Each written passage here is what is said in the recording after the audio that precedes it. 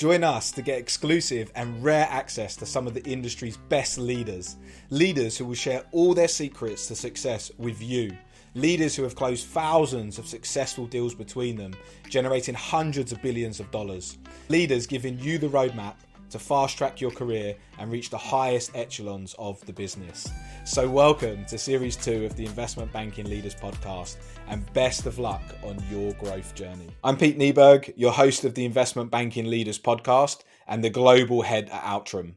And before this episode starts, I have a small favour to ask of you.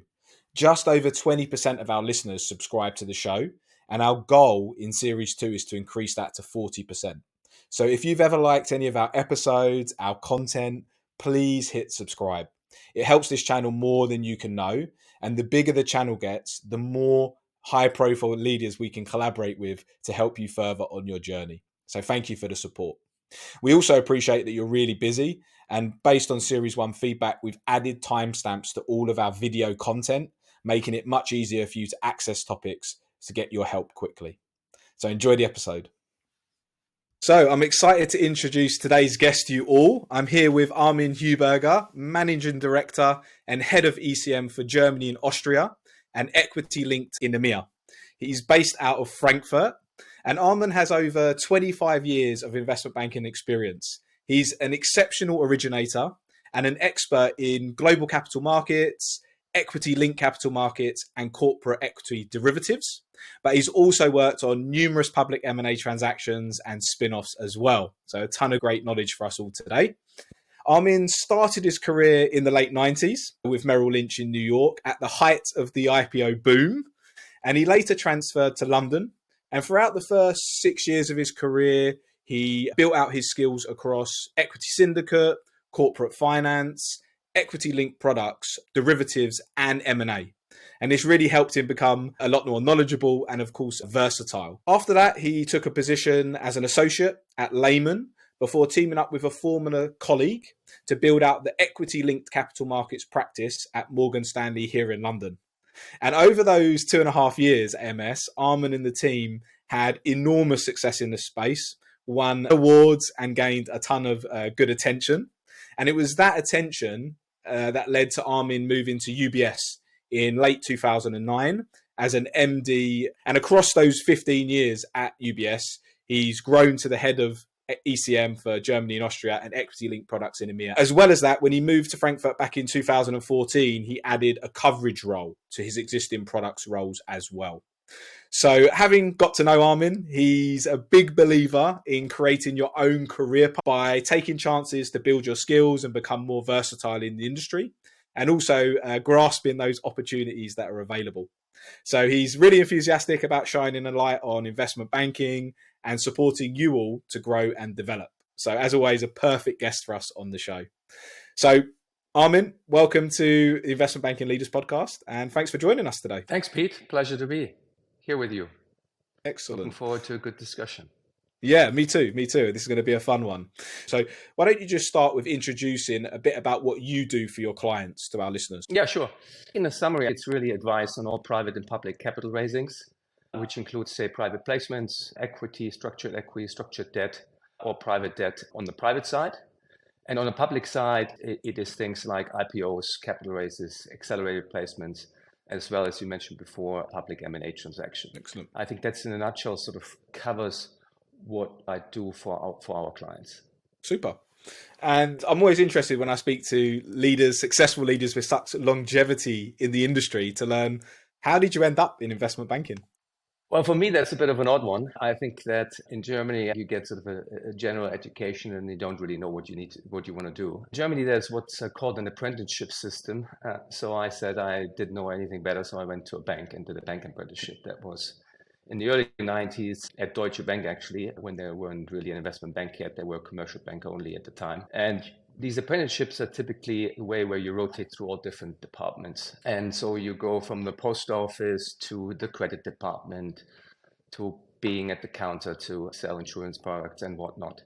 And I also ended up in private banking, where I had the pleasure to meet a manager of a golf professional. And I played cards with him in one of the client events.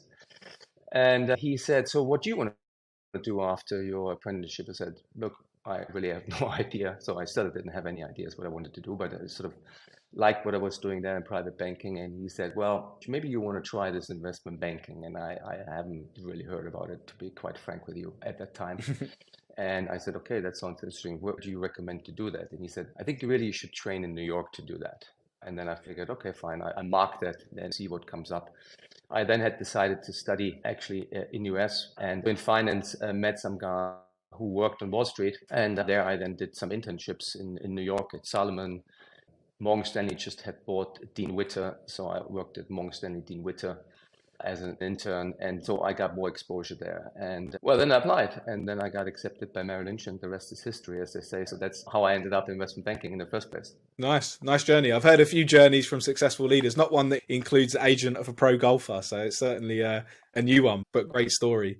And before we get into the real meat of today's discussion, why don't you just tell the listeners one thing they can't find anywhere about you, or something unknown, something unexpected? I'm not sure whether it's unexpected, but I love the mountains. I actually like to be in the mountains in the summer and in winter. I like in the winter skiing, in summer mountain biking and hiking. It's probably a mixture of just the great air and the astonishing beauty and how you find yourself very small in that environment. So that's something you probably don't find online on me, that I do enjoy that. Nice. No, good mountain landscape pictures on social media. I'm a big fan of the mountain as well. I think mindfulness. Exactly. Mindfulness for me is important, and getting out into that mountain really helps me with that. So I can appreciate that. Yeah. Investment banking, it's all about deal making. Without successful deals, there is no investment banking. So having closed so many deals over your career, what are the keys to having success? I would say probably three things I would highlight. I think it starts, in my view, with the clients. And that is, I think, also applicable, not just investment banking, but I think it's the sales, it's getting really the mandates. And therefore, I think you need to understand the clients. I think investment banking, as it, in my view, remains a people's business, is therefore the trust that you hopefully gain with your clients. And that, I think, it's key, in my opinion, to originate a deal. You then also have to build upon that, i.e. with very good execution. I think some people often say execution takes care of itself. I believe in the contrary. I think a very good execution breeds then success for maybe the next transaction, the next deal, but also implicitly means you're gaining the trust even more with your client, and therefore hopefully getting also the next transaction with your client. So I think that's probably one of the key ingredients, get these and experiences under your belt to then have a virtuous loop to get really close to your, in my view, on that side of the investment banking, let's say issuing clients or people who hire you for an M&A transaction. I think the second important element is experience, because I think there's only so many things you can learn from a technical side of things, but every transaction is different in nuances. It's different across products, it's different across sectors, it's different across industries, but more importantly, it's also different in the very environment you're in at the time. So I think their experience, because I think processes are very similar, but key decision points in these processes that require judgment, I think that's what you're hired for as an investment banker from a client, and to come to the right judgments at the right time are quite important. And I don't think that is something you can learn by reading or by someone telling you. You can only gain that ability by having that experience, and that leads into that judgment element that I think is the third key ingredient, in my opinion. Yeah, thanks for that. And I think you're right. We hear a lot about investment banking being the apprenticeship and having to do the reps and gain the experience to progress and become an expert. Clients make sense, understanding your clients well, understanding their needs and building trust, as you mentioned. The execution one is interesting because it's not one that typically comes up when I ask this question. So you said it doesn't take care of itself, and actually great execution leads to potential of more transactions. I want to sit there a little bit. Is there anything you can share around what makes great execution? Yeah, I think that why people say execution takes care of itself is because you obviously have established process of the various products and transactions. And that's maybe true for 80-90% of any given transaction. And that's why people feel, yeah, it can go in autopilot and then it takes care of itself. I think there is probably a lot of technology that now can be used for just the processes. But what I mentioned before, because every situation where you put this process into place is different. for various reasons. And it's then these extra 20% that change from deal to deal. And it's where you can't say execution will take care of itself. And I think that's what makes or breaks that transaction. And there I'm just not only talking about whether it's successful or not, but it's also how the client perceives that successful transaction, i.e., was it a good experience all along? Was it too hectic? Was it too ad hoc? And that, I think, is what I mean when I say execution doesn't take care of itself, but it needs actually quite a bit of attention. There's a different skill set, in my opinion, to excel there, but nevertheless, I think it's very important to also focus on execution. Frankly, also senior attention on execution. Thanks for sharing that, and it makes sense. And I can relate to that, service in the investment banking industry, and knowing that we focus a lot on smooth service and how that breeds trust and a future relationship is key. Having spoken to you, I mentioned it in the introduction, a theme throughout your career, finding opportunities to become more versatile, to build your skills. So I just want you to talk to me a bit about why you feel that's so important in the industry. I think it's important for both yourself as you develop your career, but also the place you work, because I think you're going to be able to build out more the 2 and 3 of the keys I mentioned before, i.e. you get a broader set of experiences, but you also, in doing so, you get a better judgment in terms of the very specific situation you're in, be it on the origination, but also on the execution side. So if you think about a picture, it's not a sprint, but I think it's more a marathon, like any career is.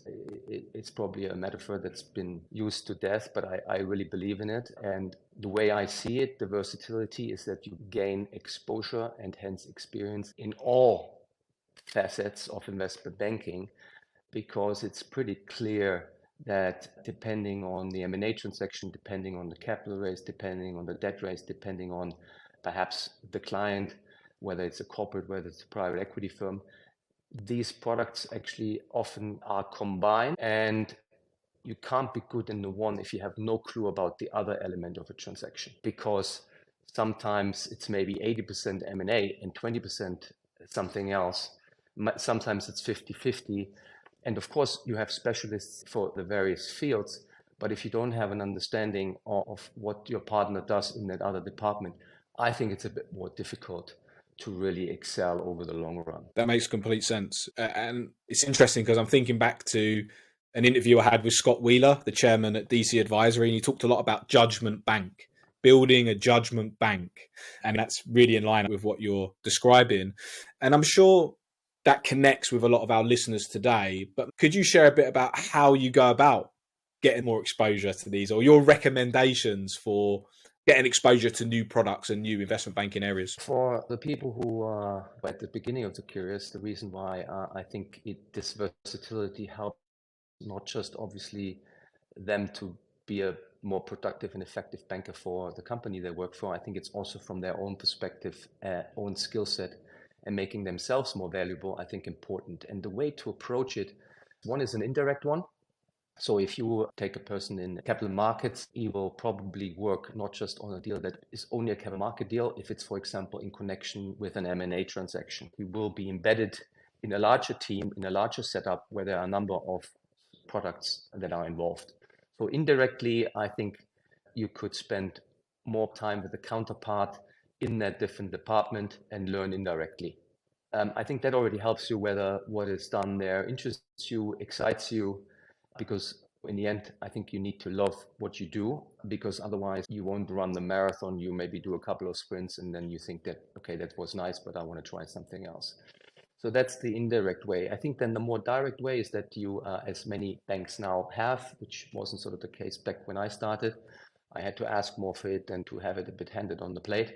But I think now there are these rotation programs where you can rotate into a different department for a certain period of time, say 3 to 6 months, to augment that experience with a more direct experience, which are probably sensible approaches to gain a more versatile experience. That's great. Thanks for that advice. And I think that's definitely something that's relatively easy to implement, right? In terms of that indirect area you mentioned, just trying to learn from your counterparts and really being curious and taking an interest in the other products that are part of the deal that you're involved in. Look for those rotational programs. I think you're right. There's a lot more in play these days, but still being curious about that. You also touched on making sure you like it. And again, speaking to you, that's a theme that we talked about, really enjoying the industry and the work that you're working in. Have you got any words of advice around that or wisdom that you could share with the audience today?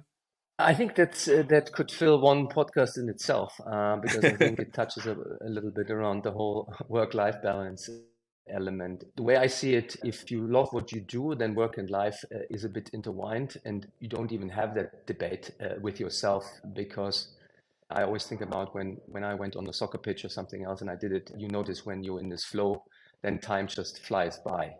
And that is what I mean by really thinking hard, and what you mentioned before, have that mindset and really listen to yourself, whether it's what you really like and enjoy doing, because that is key to then really know whether that's what is something you want to do for the long run. And this sort of goes hand in hand with gaining more exposure to other elements of an investment bank, because that helps you a little bit with that feel and sense whether that's what you want to be in for the long run or not. So I think that's another benefit by getting exposure to other elements of the investment bank before you basically say, okay, I tried it, now I try something else. Because I think that this is a current theme these days, that maybe, I wouldn't say people give up, they just say, okay, maybe now I try something else. But before maybe they try something else within the investment bank, because there might be actually something that you enjoy more than what you're doing currently, to get what I think nowadays is generally referred to in the flow state, where time passes so quickly. And if you're in that state, that means for that given task, you're really having a good time. And that's quite important, in my opinion, to find out for yourself whether that's something you want to be in for long term. I love that sentiment. And you make an important point that you don't have to move out of the bank necessarily or change jobs to test things or try things. And I think there's more flexibility now in the banks from what I hear. So that's an important point, and hopefully something the audience will dial into. I'm thinking again, versatility, change. I know that when we spoke, we touched on the differences between an originator and an executioner. And I want to kind of bring that conversation into today's podcast. So First of all, a couple of questions I want to dig on there. What are the differences, in your opinion, between being an originator and executioner? And then what skills are required to be really good in each? I think that origination, whilst there are also processes in place, I think they're more vague. They're probably a bit more undefined. Whereas in execution, you have percent, depending on which product it is, you probably have more well-defined processes. So I think that's, if you picture that as sort of a starting point, it probably gives you a bit of a flavor that there is a difference, and not everyone who excels in one is necessarily excelling in the other, and vice versa. I think also is the reason why you want to have diverse teams, because some people are good from a personality perspective in that area, i.e. maybe they're a bit more creative, but they like this uncertainty a bit more, and maybe are therefore a bit quicker on thinking on their feet when it comes to origination, where I think that is a bit more required. Whereas on execution, you probably have people that like it more if it's structured certainty than on the other side. So this is how I would generally describe it. And that's why I always say to my guys early on, gotta listen to a little bit where your strengths are, because coming back what I said earlier, most of the time people get into the flow state if they play to the strengths, rather than focusing too much always on their development areas, always on the weaknesses, because maybe no matter how hard they try, maybe they're very good at it, but they don't enjoy it as much. And that's why it's actually very good to think early on and try both where you think your strengths are, because at some point it makes sense to make a decision of what you enjoy more and pick one over the other. I think that's where some banks make the mistake, then everyone should be an originator as soon as they are senior. I don't necessarily believe in that, because, as I said before, execution doesn't take care of itself. There is an element where also judgment and execution is required. And if someone really excels in execution, loves maybe 80% certainty and 20% where he brings in his judgment or she brings in her judgment for the overall outcome, very good person to have in the team. I definitely agree with that. And we see it in sales as well, right? Where you have strong salespeople and then they get earmarked for management. And maybe that's not where they want to be or what their skill set is best suited to. So I think it's a similar discussion there on originator and executioner as well. So I like that take. And as you said, it comes back to understanding your strengths and where you feel you can have the biggest impact. So like that. Whilst we're on, when we had a discussion, you had an interesting take on the coverage and origination model. So I wanted you to share a bit about how you've adapted that model to be successful in your career. So if we talk about IBD, so on the corporate client side, typically you have a coverage model that is a matrix from a country coverage to a sector coverage to a product coverage. So I'd say a 3. Now, if you think back what I mentioned earlier, if you become versatile either on products or on your industry, by definition, you're also going to have the trust of your clients, which is important for origination and hence the coverage overall. And if you spin that a bit further, if one person has that versatility, he can probably fill 2 roles out of that 3-pillar matrix. So he could, for example, be a sector banker and a coverage person across that industry. And that's happening more and more. And that, I think, does 2 things. One is you become more productive and effective because you sort of cover 2 roles maybe in one. But also it helps you to become better in what you do, because then because you do the coverage combined with your skill set, you actually, what I said before, you're going to build more trust because you're going to have more exposure by covering your clients. So I think that whilst that's not one size fits all, because some large clients have maybe the same mapping that I mentioned in terms of these 3 pillars, other clients, this could suit them also quite well. So it's being open-minded and embracing this 2-pillar model versus always the 3-pillar approach that seems to be the standard. Interesting. And it makes sense to me, and it ties back into that versatility. If you've built the skills and you can play at a higher level and drive that efficiency into the model, it makes a lot of sense. Is that how you built out your team at UBS in Frankfurt, essentially? Yeah, well, in Frankfurt, or generally away from the headquarters, you generally have a generalist setup anyhow. I think what we did differently is that we then also had more product people on the ground rather than just having the generalists there. I think way 2 key teams in London, but then added people locally to bring out that connectivity that I mentioned earlier, that they sit closer together with the generalists and learn from each other. So proximity is quite important. Got lost a little bit, in particular for the more juniors in COVID times with home office. So that's why I think it's actually quite important, in particular for the more junior bankers that are actually in the office and profit from sitting to people that are in a different department. But that's how I always thought about building the teams. But it's also important when you talk about building the teams, it's the team structure, and probably in that order, because the skills and the experience, they will build up automatically. So I think the other 3 elements are more important to thinking about putting the team together than just always worrying about the skills. Thanks for sharing that. You obviously did it so well back in the MS days and again at UBS. So it's good to get your take on that and how to structure it correctly. We should touch a bit more into the equity space, particularly given that that's where you have so much of your expertise as well. So for those listening that are already working in the equity space, or for those listening that want to get into the equity space, what advice do you have for them particularly to succeed? I think if you work in ECMs on the issuer and clients, not on the market side, it's very important to know the investors. Because at the end of the day, what drives the judgment that is required of you as an ECM banker is not so much that you can read the market news and interpret that, but it's more important to actually know what the investors want at any given point in time. And in my experience, is only possible if you actually have direct contact with them. And I don't mean you need to cover banks have sales forces and have the market side. But if you know a few opinion leaders over the years who you meet anyway, because you be along on the roadshow and so forth, if you have that direct contact with investors, that's critical in terms of differentiating yourself, maybe with others who don't have that. So I think that's one of the key points that I would say is quite important.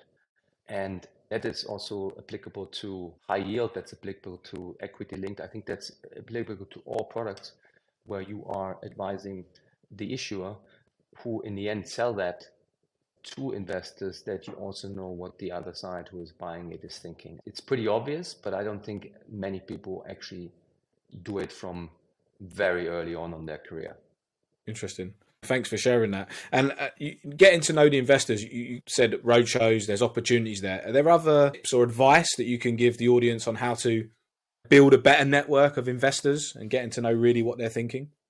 I think the easiest is when you do a transaction to be involved. I think the other way is also, I mean, each bank has a syndicate function. You can either ask for a rotation to syndicate, work closely with syndicate who have that direct access, see whether, because also on the investor side, they have junior folks that are starting out there.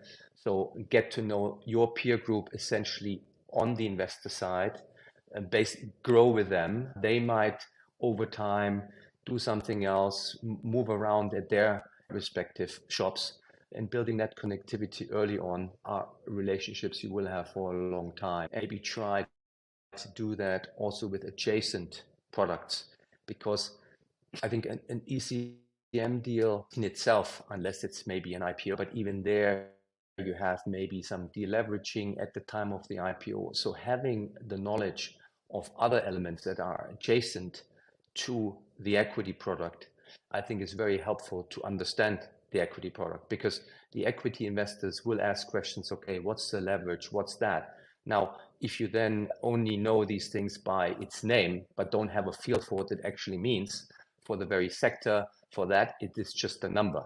But if you know why they want to know it, why maybe the debt investors thinks about it in that way, that will also help you better understand the equity investor. So I think the next thing, knowing the investors, I think would be that versatility we were talking about earlier, to have that also with that in mind, that it actually does help you to understand your own product better. Because in a capital structure, these things don't work in isolation. They are different across companies, they're different across sectors. And just knowing that they're different is pretty obvious. But getting a better flavor for what it actually means and what it means in terms of credit spreads, i.e. something that is not necessarily now screamingly obvious for the ECM product, it acts a lot with your judgment that you're building up over time. Perfect. Yeah, thanks for that. And I think great advice again. Spend a bit of time in the syndicate, grow with the juniors on the investor side. And I hear that a lot. The relationships you make early and how you cultivate those relationships across your career have a big impact on your success. And again, building knowledge that can add value. I think they're all great tips. So thanks for sharing that, and hopefully helps a number of the audience today. We touched a bit on the versatility, knowledge. When we talked about origination, we talked about knowing your strengths and the creativity part that comes into it, being it's not as heavily process led. For those VPs, which are nearest to moving into that executive director and managing director titles, what key advice do you have for them to succeed? Look, for any level, the advisor always give, and that's what you see also in the 360 reviews people get, is you almost have to think about, what do I need to do to perform on the current level for the next level, which is a bit rephrasing your question a bit, because if you have that in mind, it becomes more clear what I come to next. And because it's two elements. One is to get the sense, because on a VP level, you probably do still a bit of both origination and execution. In fact, P's run, and I think it's that time they should have a sense of what part a transaction they enjoy most. So they should therefore at that point think about, if they then want to make the ED or MD down the line, where to focus more over the next 3 years if they are at a place where you have a 3-year, typically VP director level career path. And the second element around that is the importance here to build the relationships on the corporate side, because there you're probably going to be interacting with your counter, and if you get along well with him or her, then make sure you foster that relationship, because I think that will be incredibly helpful for the origination part that you might or might not want to play. But there you get a good sense whether that is something you like, i.e. is that coverage of that person, of that client, something you enjoy, or do you enjoy the execution part, i.e. the process more? Yeah. And at the VP level, you can really, really get experience in finding that one out. So that is what I would say is key. If you do see that you enjoy that, that means probably origination is a good place for you. If you have a hard time to enjoy that, then maybe execution is better. And as I said, it's not like 100%, 0%. Yeah, I think you cannot be good at one if you have no clue about the other. So it's more like where you have your key strengths, and then maybe that is something which is pronounced for you maybe 80% and the other 20 over time, or vice versa. Yeah, again, solid feedback. And I can tell you did a lot of this in your career, focusing on really understanding what you like, where your strengths are. It seems like planning is quite important at that VP level from what you share around the 360 and actually understanding what it takes. And of course, building those relationships with the corporate side that's going to lead to successful origination if that's the path you take. So I think a lot of good stuff there. Yeah, the other element I think it's also important on VP level is your leadership style, because many VPs also staffers, and they obviously have the associates and analysts working for them.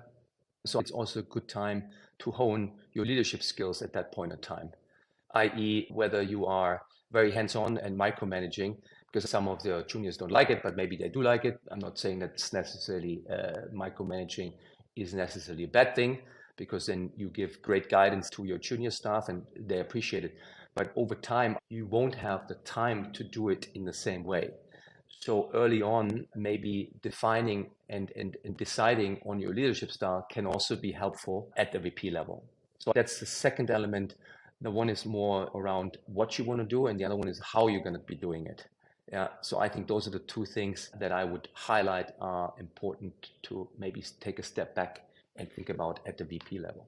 Yeah, really interesting take. Leadership style. I like that. And again, I think it is important that you understand your leadership philosophy maybe and how you're going to guide the team. Any advice on that, on how to better understand your leadership style or what's required for the team? It's a very personal thing, and therefore I don't think that there is now sort of a broad advice I would give. Maybe I would give just an example on how I found out what worked best for me. So I always felt that giving people a bit more freedom, i.e. being more of mentor versus micromanager type of approach, always suited me better. That doesn't mean that this is one size fits all and everyone should be that way. I always felt comfortable with giving people that freedom and autonomy, knowing that they would hopefully come to me when they notice that they're stuck.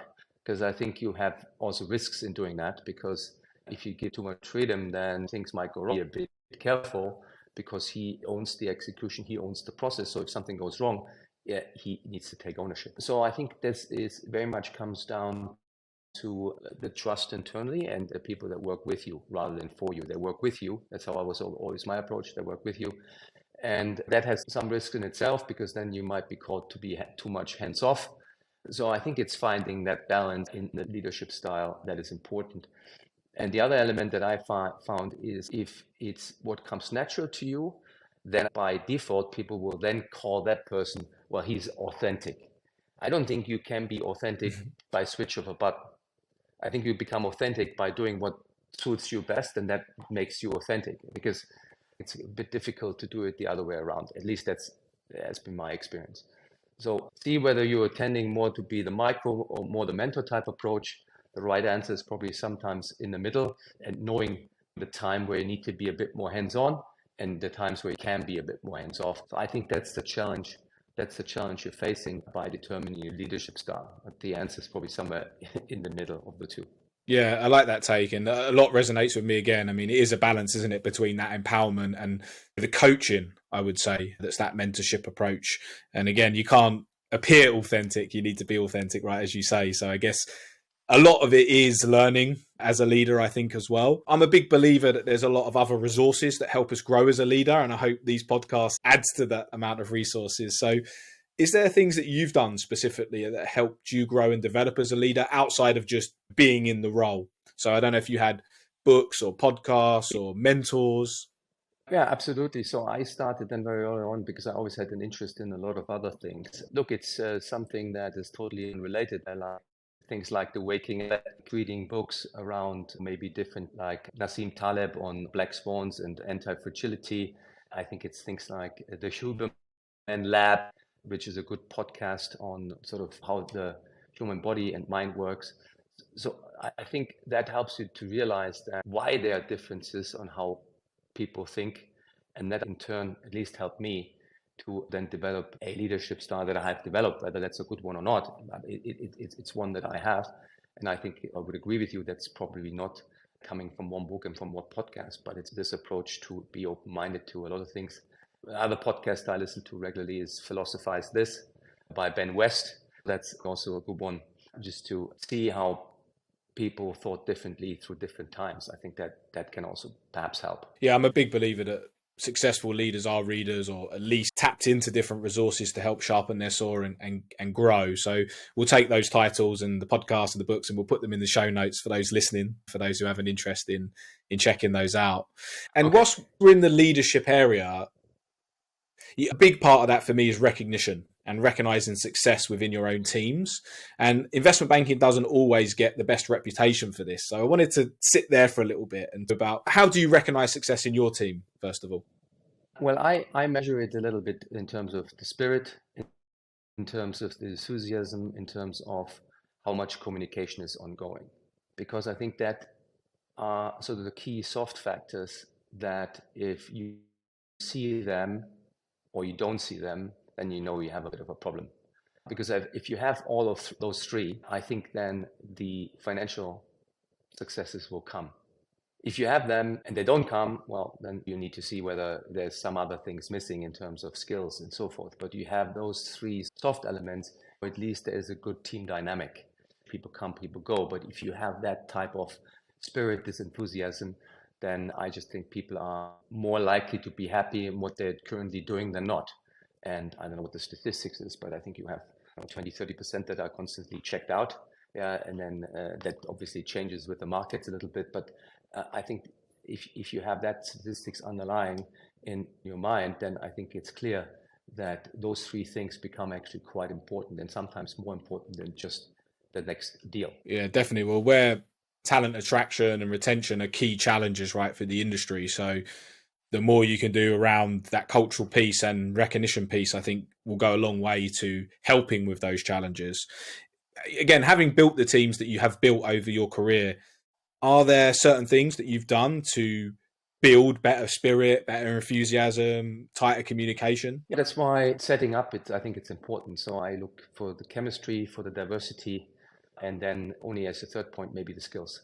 Because even if someone doesn't have the skills or has done something else and wants to come into our team and do something new, if that person fits from a chemistry and diversity perspective, and that's why I'm saying, and that's investment banks, I think, have been addressing that with being much more open-minded and actually encouraging rotations, encouraging also transfers. Because if someone is very good, has maybe a skill set in another area, doesn't like to do it, if you don't offer that to him or her, that possibility, he or she might leave anyway. And therefore, I think that's how I looked at it, because if you do that and listen to people what they want to do, and they fit for the other two reasons, if they do enjoy what they're doing, they will bring enthusiasm, they will bring the chemistry because they enjoy what they're doing. Yeah, and that's how I always thought about it when building the teams, but also making sure how the team interacts with the other teams. That's probably a good approach that I found helped me a lot. Yeah, the listening, I think, is you're nail on the head there. Obviously, understanding people's needs and what they want to do and what brings the right level of enthusiasm from them is key to that successful culture. And whilst in the culture area, a couple of other questions that spring to mind.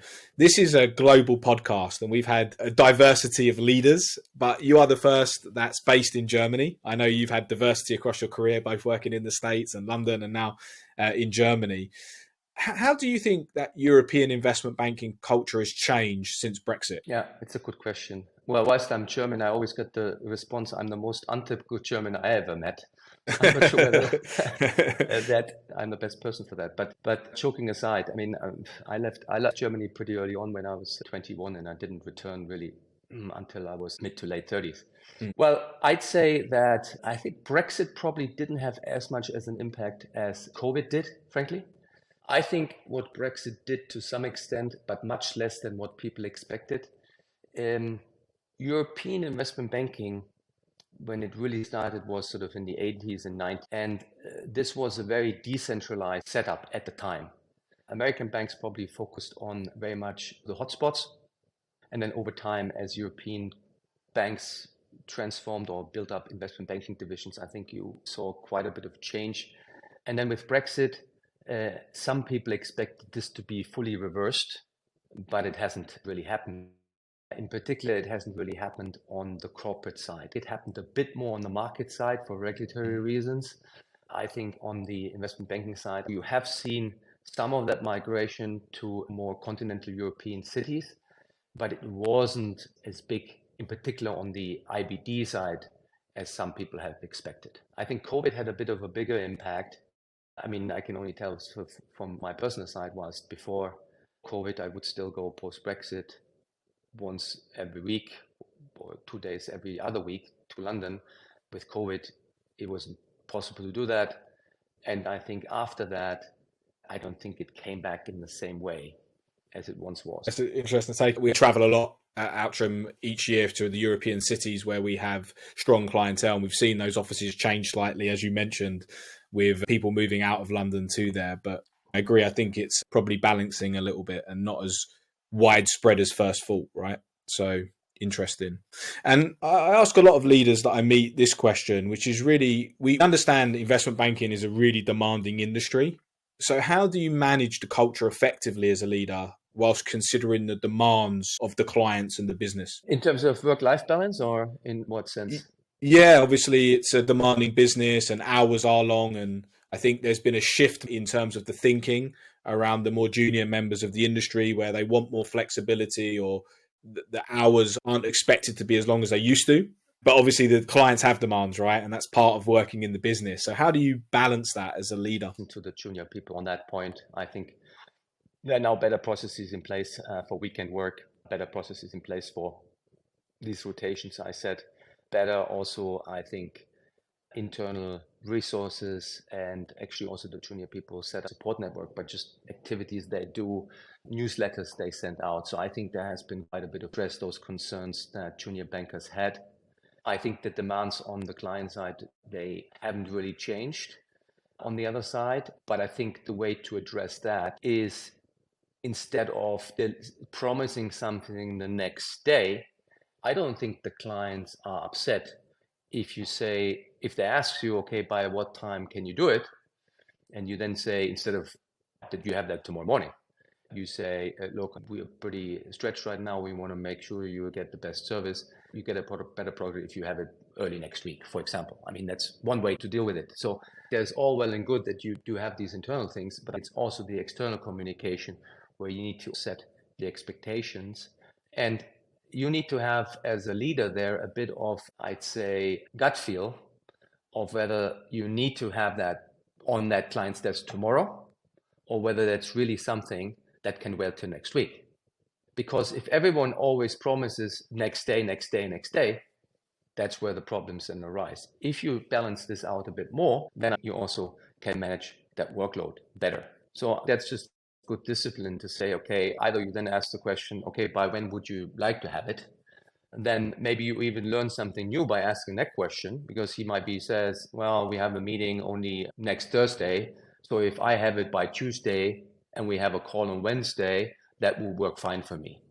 So then you also get a little bit more information. Okay, what's their internal deadline? And that obviously gives you also some valuable information. So I often say, maybe you ask the client when he wants it, rather than just promising it by tomorrow, because then he has it tomorrow and won't look at it till next Tuesday. Yeah, it seems simple, doesn't it? It sounds super simple. It sounds super simple, but it doesn't happen all the time. But I think in the last few years, I really have seen a change on that. That's great. So for those aspiring leaders listening, or leaders already, good to think about these things, about asking the right questions of the client and setting the right expectations, and how that impacts the team, right? So important point. I've had a ton of fun, but we are reaching the end of the recording. So a couple of questions. We were in the flow. Yeah. Flow. Definitely. So I guess a couple of questions to finalize. First of all, if you could go back now to your first day as an analyst at Merrill, knowing what you know, what's the one piece of advice you'd give yourself? It's a bit of memory lane now, Pete. That's it. Nostalgia. Nostalgia. I mean, look, I think this was really on the heyday of investment banking for joining, I'd say. More broadly, I was probably 10 years too late thinking back now. But, hindsight is always a beautiful thing. I was just coming back from a 3 months training program, 3 months. Everyone went to New York for the training program. You had like a course from NY, one of the best professors in corporate finance, and then 2 months of internal education. So really 3 months spent there on training. And therefore, I think the whole spirit was obviously sky high. I think what I said before in terms of those rotations, I think they were certainly very good. I think what I probably would have wanted that someone would have told me, why don't you not try out to do private equity or actually rotate into something else? Because that's what I didn't do. So I've been doing it now for 25 years and rotated a lot around different areas within investment banking, but never really outside. So that would have helped me to see that private equity was one that was growing like crazy in the last 20 years, because investment banking wasn't really since that. It became more cyclical, became more a market share grabbing game rather than a market share expansion type of game. And that's certainly other parts of the financial industry did enjoy, I think, what marketing people call the blue ocean. There was a lot of blue ocean happening. But, in hindsight, easy to say because no one predicted like 20 years of low interest rates that clearly fueled the private equity industry. But that is one element that maybe if I tried it, I would have seen it. I did not see it, to be honest with you. Interesting.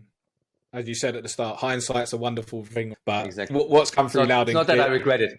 But what's come through loud and clear is that it's about taking those opportunities to rotate, learn new things, be versatile, see what's on the horizon. So exactly. Good stuff. So just before we wrap then, final question. Anything I haven't asked you that you feel the audience should know today? Well, a bit off topic, but I share two things that I always say. One thing, sometimes I mean it literally, sometimes I just mean it as an approach. I always say, the answer is always convertibles. What's the question? And then people always look at me funny. But what I do want to express with that is that sometimes if you get the question, you need to ask that question differently. That's how I often approach it. Also with some of the elements we talked about through the session today. And last but not least, I always end with onwards and upwards. Love that. Those who know me well know I use that phrase a lot, so that's a little bit spooky, to be honest. But yeah, it's good. Thanks for that. Nice. Okay, well, many people probably have adapted. Yeah. Well, Armin, thanks so much, buddy. I really appreciate the time today. I know how busy you are on many fronts, so taking some time out to meet with me, to share your wisdom, to help the audience is much appreciated. And I know there'll be a ton to take away from today's episode. So thank you so much. It's been a pleasure. Thanks, Pete. This episode of the Investment Banking Leaders Podcast was brought to you by Outram, the global leaders in the financial deal gift, awards and recognition space. So if you need any assistance, don't be afraid to hit me up or the Outram team. I really hope you enjoyed today's episode and thanks for joining us. And until next time, best of luck on your growth journey.